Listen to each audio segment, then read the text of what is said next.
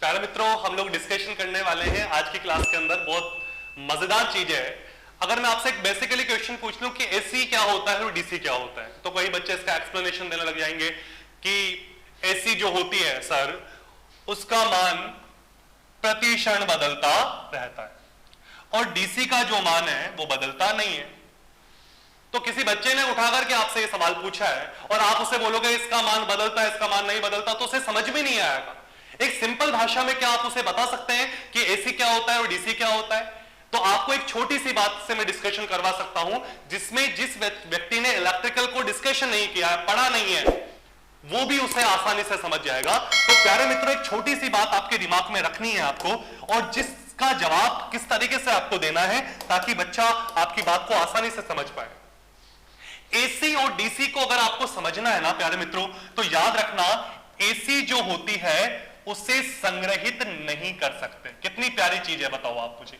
यानी कि एसी जो होती है उसे कभी भी स्टोर नहीं किया जा सकता, और डीसी जो होती है संग्रहित नहीं कर सकते। इसको नहीं कर सकते, नहीं कर सकते।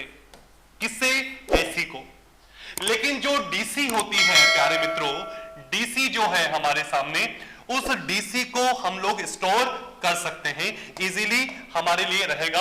अगर मैं आपसे बोलूं कि डीसी क्या होता है, तो आप बोलोगे सर इसे संग्रहित कर सकते हैं, संग्रहित कर सकते हैं। तो आपके सवाल का जवाब क्या हुआ?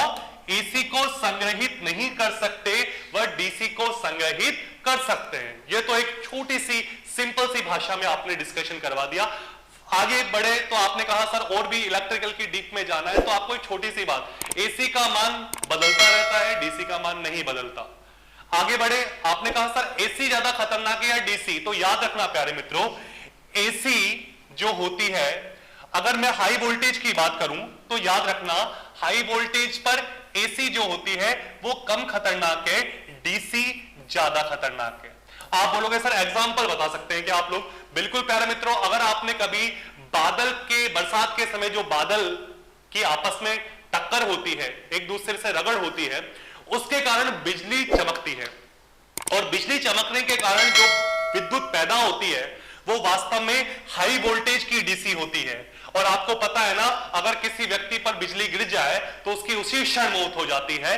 वो कोई सी भी चीज हो, बहुत ज्यादा नुकसान होता है। तो याद रखना, हाई वोल्टेज की जो डीसी है वो ज्यादा नुकसानदेही होती है। और किसके एग्जाम्पल के द्वारा समझा हम लोगों ने?